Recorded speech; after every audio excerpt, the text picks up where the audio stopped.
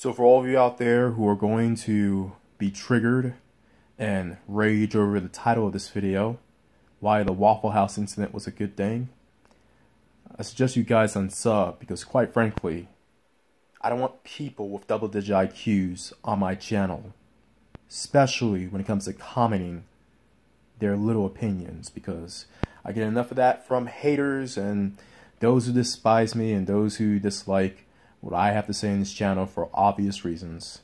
But why is this Waffle House incident a good thing? So for all of you who aren't aware of what happened, an incident happened recently in which 4 individuals were fatally gunned down at a Waffle House in Nashville, Tennessee. The shooter, whose name I will not reveal because he doesn't deserve any more press than what the mainstream media will give him, went in with an assault rifle, tried to lay carnage and launch his little war, and he was able to gun down 4 people, 4 innocent people. But that was before being taken down by the hero, James Shaw Jr., whose name I will reveal because he deserves at least that much credibility. And from what I'm reading, he's getting a lot more of that. And quite frankly, the credit that he is getting is still minuscule compared to certain other individuals who I will elaborate on a bit later. But why is this incident a good thing? Well, obviously it's not a good thing because of what happened within itself. But this is a good thing because of 4 particular reasons. And these 4 reasons are inadvertent reasons, indirect reasons, which may give us a bit of a briefer. Us meaning black men, particularly black men who are on point, black men who live their lives, and black men who are true sufferers of racial discrimination on a daily basis. For starters, this exposes what real racism is. I know for the past week or two, a lot of people have been caught up in this little Starbucks controversy of how, oh man, these guys weren't able to sit down and wait, and when they waited, the cops called on them because they didn't order anything, even though they had a so-called business, and they were arrested, but they took it like real men, which, yeah, granted, they know what they were doing, but to be fair, they did take it like men. But yeah, we've been giving attention to the wrong group of people when it comes to so-called racism and discrimination. Yes, it exists in this country, and yes, it is a problem. And yes, this sort of derailed my Welcome to the Deep North video, as this video took place within the Deep South. That video is coming soon, especially considering the incident that happened in Milwaukee with a Milwaukee Bucks player, which I'll elaborate on that video coming soon. But as far as this incident taking place in Nashville, Tennessee, it's sort of derailed it. But nevertheless, for all of you who don't know what real racism is, the event that happened at this Waffle House is a true example of racism. A white guy going in, regardless if he was high on opioids and shrooms and THC and pylons or whatever, missed, I don't give a shit. The fact that he went to a predominantly minority, because it wasn't just blacks who were killed, but a predominantly non-black part of town, ended up shooting people for no reason. This is Dylan Roof 2.0. This is true racism. This is true white supremacy, as I dare say. And this is something that should be plastered on the news 24/7 and given all the coverage and the march and the protests and the not necessarily boycott Waffle House, because Waffle House had nothing to do with this, but I don't know, boycott Storm. Well, no, that doesn't make sense, but I don't know. Make it known to the world that this is the kind of racism that shouldn't be tolerated at all. And for all you pro-blacks and those who think America is the worst country in the world, most racist country in the world, highlight stories like this for your argument of why the United States of America is the Fourth Reich, which it is in some ways, but not because you refused to buy coffee, so you were arrested and you refused to leave, or oh my God, you didn't me go because of my color, my skin color, like that clown in Los Angeles. Anyway, this also exposes the mainstream media's lack of covering real racism. Now, for all of you out there who are wondering how I got this news, quite frankly, I got this off the Daily Mail. This is where I heard it from. And the Daily Mail is a British website that has a lot of news, even in America, that's more accurate than what you hear on the mainstream American news sites. So your so-called CNNs and your MSNBCs, your Fox News. Yes, Fox News, like David Carroll says. All of you who rely on American information, even these alternative American sites, to the far left or the far right, like the Huffington Post or Breitbart, to cover real news, to cover unbiased news, I'm starting to question your IQs for all of you guys who rely on mainstream American sources to do that. Look, the mainstream media, the last thing they want to do is cover real racism. And a part of how they did that, or how they're planning to do that, is to cover these faux stories of racism, when in reality it's just a bunch of stubborn blacks who are just being, not belligerent, but just being stubborn and just trying to draw attention to themselves at best. Or, we haven't had it yet, but a bunch of didn't-do-nothings who were trying to act tough and trying to impress hood rats and got caught up with the law, and then the mainstream media all of a sudden will rally Black Lives Matter, this is a travesty, this is why racism still exists in 2018. No, the reason why racism still exists in 2018 is because you all, the mainstream media, wants to discredit racism. So that when real cases of racism come up, like what happened here in Nashville at the Waffle House, you all will either ignore it completely, like you did in the case of the kid up north of Detroit, or you'll cover it for a day or two and say it's messed up, but now you'll go back to something else. You'll go back to some other bullshit like what happened at Starbucks, or whatever new bullshit that comes up, or whatever new big event that comes up, like this case in Toronto where the people were mowed down, which, yeah, that deserves coverage within itself, but I will bet you that Toronto case, that Toronto incident, that terrorist incident in Toronto, will get more coverage than this American terrorist incident. Let me repeat that. The Toronto terrorist incident will get ample more coverage than the American terrorist incident in Nashville.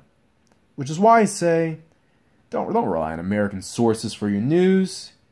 I mean, go to, I don't know, go to the Daily Mail, go to BBC, Sky News, Russia Today, I dare say.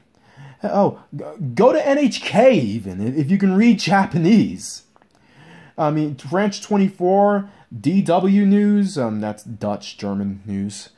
Or hell, CTV and CBC in Canada. I will bet you they will have more coverage of this incident that happened in Nashville than the American press when it's all said and done. And Canada's dealing with its own little terrorist incident. Also, oh yeah, and one more thing about this media coverage crap. They are going to spin it when it's all said and done, which, by the way, breaking news, the guy who caused this incident, the terrorist, the white terrorist, was recently caught a few hours ago, as a matter of fact. And you can bet on this. They are going to spin this so that he will not look like a racist, but just another guy who had mental issues. Or he didn't have enough hugs from mommy. And he didn't have enough hugs from kisses from daddy. Yeah, he probably didn't want kisses from daddy. And he didn't have enough time to play football and basketball daddy.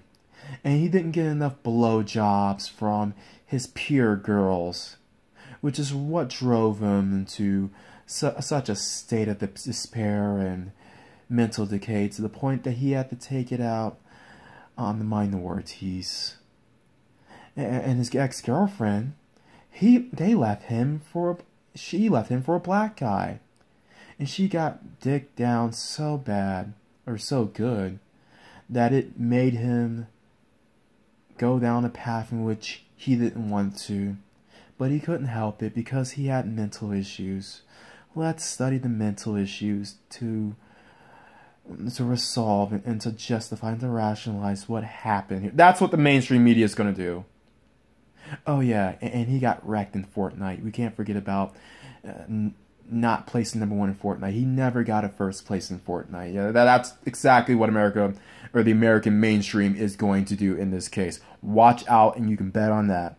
Also, this case helps in putting, and I would bet you this, if there is one post of him saying the N-word, the alternative media, meaning the social medias, will expose it. And this act right here alone, going to aiming down nothing but blacks, or mostly blacks, this puts the heat on the alt-right. This exposes the alt-right and the world media for what they really are. Sad, sackless, full of shits. Notice how a lot of these people, you have a lot of people who will talk the talk about going after the blacks and the race war and all this other kind of stuff, and we're getting our guns ready, we're getting ready for war, we're going to take this country back, we got Donald Trump in the White House, we on the march, the Negroes and the mainstream media leftists and the Jews, they're on the run. I'm telling you, this country's coming back, baby. Talking all this stuff and talking about how they're going to go after the most, or they'll go after the criminal blacks. They'll go after the blacks who are causing the problem, right? Not one thug was shot. Not one Pookie and Ray Ray was shot. Not one Hotep was shot in the nuts. And as much as I can't stand the Hoteps, trust me, they aren't the ones devastating the community. At least not anymore. Maybe some of them were former Pookie and Ray Rays, who knows? But I mean, you could if you were so big and bad, you couldn't have done this in the hood. You couldn't have got rid of blacks who the world could have been better off without. Instead, you go after innocent blacks, or these Hotep assholes. You couldn't just shoot them in the nuts, give them their nigga moment or whatever. Since they're talking about how every black conservative or black libertarian or non-leftist black person or non-Hotep black person is going to get their nigger moment, how about you do the world a favor and get these Hoteps to shut the fuck up? Fucking bitch slap them with your gun if you have to. We know you're not going to do that. This person didn't do that. This shooter didn't do that. And he damn sure didn't go after the blacks who are causing the problem. The blacks who are actually ruining the image for everyone else. The blacks who are given, I don't even call them blacks, the niggas who are giving these alt-righters justification to go after all blacks. The Pookies and Ray Rays. And we all know why he didn't do it. And it's not because he was afraid of them and the niggas hard, and because we know those niggas aren't hard. Those niggas aren't hard with shit. They're making excuses about why they're putting $20 Patreon walls so you can watch them roast. They're giving excuses on why educated lames are awkward if they aren't complete sociopaths and psychopaths and ruin their neighborhoods. That's what they're doing, or the former Pookie and Rays. That's what they're doing. We all know these niggas aren't hard. But the alt-righters, including this fuck who went in the Waffle House and shot up the place, he's no harder. And this incident proved it. Just like Dylan Roof. That pansy-ass, cojones-less son of a bitch. We all know what the main reason why these guys don't go after these niggas, not even Negroes, niggas. It's because these niggas are the best fuel for their fire. They are the main justifications for why they hate blacks and why they go after blacks. I'm talking about the ones who actually do, not the ones who talk shit on the internet. Well, they love the stereotypes too. They embrace the stereotypes. They thank Pookie and Ray Ray mainly because they give them a reason to wake up and hate. Because if the black race consisted of mostly upstanding people or even just average people, they wouldn't have a reason to vehemently go after said group.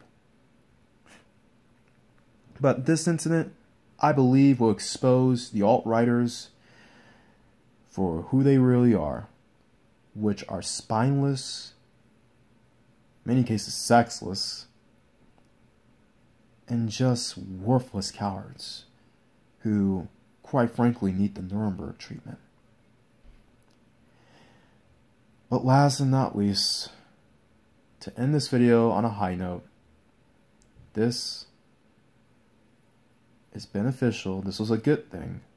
Now, because of the incident, I'm not going to repeat myself for all of you retards out there, but as far as this incident itself, the reason why this is going to turn out to be a good thing, inadvertently, is because of the hero, James Shaw Jr. And before I analyze on that, I do want to emphasize on the victims who were shot, including one, Terrain C. Sanderlin, Joe R. Perez, Debony Groves, and Aquila da Silva, all of whom were minorities, 3 of whom are, or at least look like to be, African American, 1 Hispanic, all of whom were minorities, all of whom were non-black. And this is the reason I believe the shooter did this out of racial motivation. If somebody proves me wrong, or the mainstream media proves me wrong, then so be it. But I have a high feeling I will put money on this, that this was racially motivated. But nevertheless, there was a hero in James Shaw Jr. who stood up, grabbed a gun, and basically disarmed the suspect. Basically lowering the amount of fatalities that occurred at that place. This could have been a massacre. This could have been up there with the shooting in Charleston, South Carolina, with the other fucker who gunned down the innocent blacks who were worshiping.